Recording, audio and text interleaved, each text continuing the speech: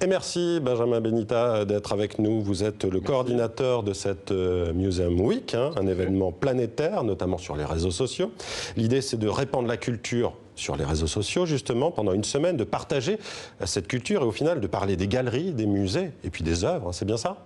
C'est tout à fait ça. Il s'agit de partager de la culture sur les plateformes dématérialisées. La Museum Week, c'est le premier événement culturel dématérialisé à l'échelle planétaire, effectivement.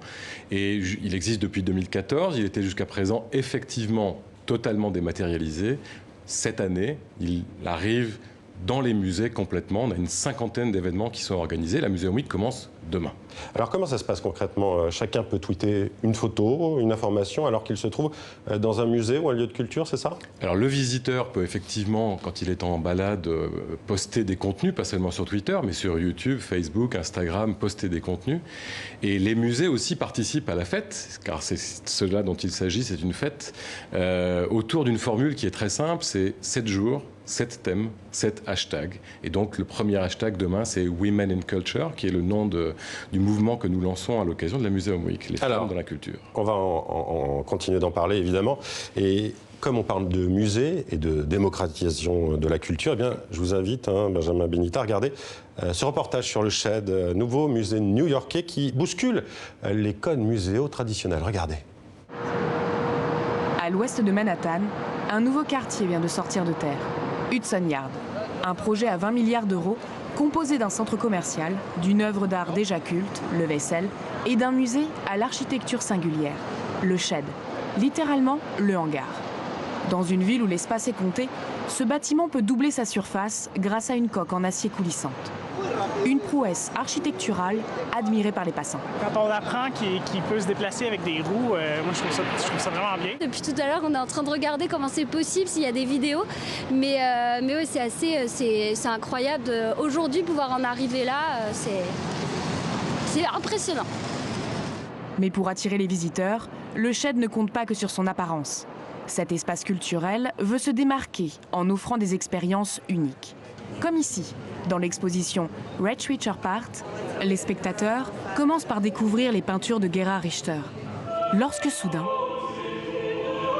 des chanteurs lyriques cachés dans la foule font entendre leur voix. Dans la pièce suivante, un autre mélange des genres. Le film expérimental de Corinna Bells est accompagné d'un orchestre symphonique. Un spectacle envoûtant dans lequel le spectateur se retrouve immergé.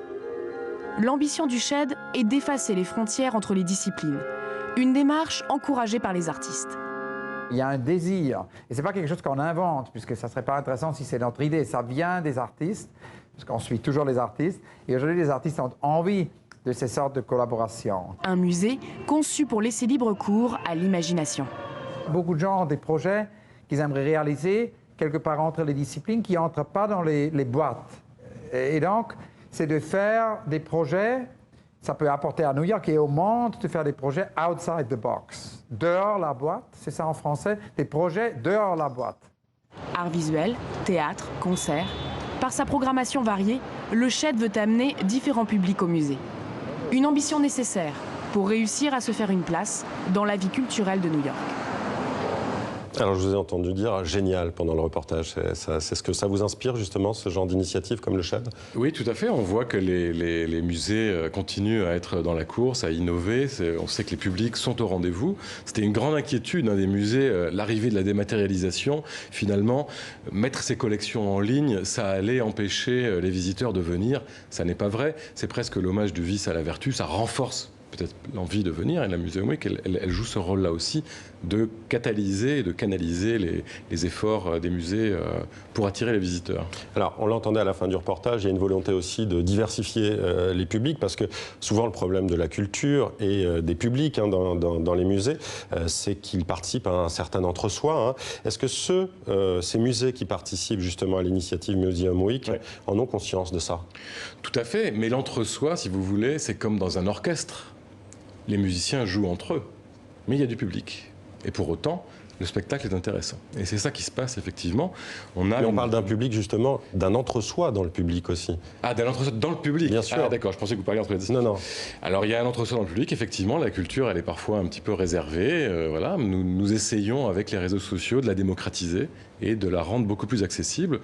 Les modes de consommation de la culture ont aussi évolué avec les pratiques numériques, des contenus plus courts, consommables un petit peu sous forme de pop-corn, mais de la culture quand même. L'an dernier, il y a eu des dizaines de milliers de tweets pendant la semaine de la Museum Week.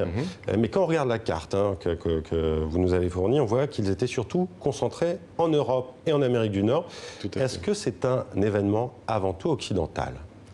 Alors, on ne va pas réinventer l'histoire, il y a beaucoup de choses là-dessus qui se passent. On voit effectivement sur la carte qui a ce défaut-là que de ne présenter que les contenus postés sur Twitter. Or, l'événement avait lieu sur d'autres plateformes. Voilà la raison pour laquelle on ne voit pas la Chine. Mais la Chine participe, la Russie aussi. Et cette année, on a engagé beaucoup d'efforts aussi sur ces plateformes-là. Le continent africain est quasiment absent. Le continent africain est quasiment absent. On organise cette année avec le Musée des Civilisations, avec la Fondation Zinsou au Bénin, des événements. Et chaque année, on fait des efforts effectivement vers le continent africain pour qu'il y ait plus de participation. C'est notre souhait le plus cher, effectivement. Alors cette année, vous l'avez dit tout à l'heure, vous lancez le hashtag Women in Culture. Alors de quoi s'agit-il précisément ? Alors, il ne s'agit pas que d'un hashtag, il s'agit d'un mouvement. Et ce mouvement, il est au-delà de l'événement de la Museum Week. Nous lançons un mouvement. On met en orbite, on va dire, un mouvement comme d'autres mettent en orbite des satellites. Et ce mouvement, il commence avec la Museum Week.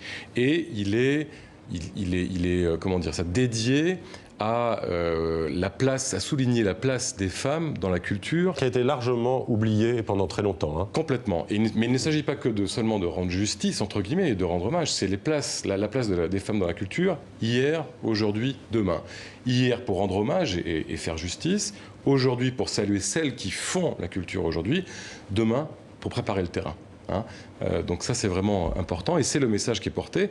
Et donc ce mouvement il commence demain et il durera aussi longtemps que possible. On a déjà des événements qui sont prévus au mois de novembre. Le New York Times nous a rejoints, l'UNESCO aussi. Et donc, vous êtes très soutenus donc. Nous sommes assez soutenus et on sent que le thème plaît, effectivement. Oui. Oui. Surtout après MeToo, j'imagine. Merci Benjamin Benita d'avoir été avec nous. Je rappelle que la Museum Week, ça commence donc demain et on va écouter quelqu'un d'autre, quelqu'un qui vous soutient également, Angélique Kidjo, qui a chanté pour vous Petite fleur de Petula Clark. On l'écoute. À l'Institut du monde arabe. Si les fleurs qui bordent les chemins se fanaient toutes demain, je garderai au cœur celle qui s'allumait dans tes yeux lorsque je t'aimais tant.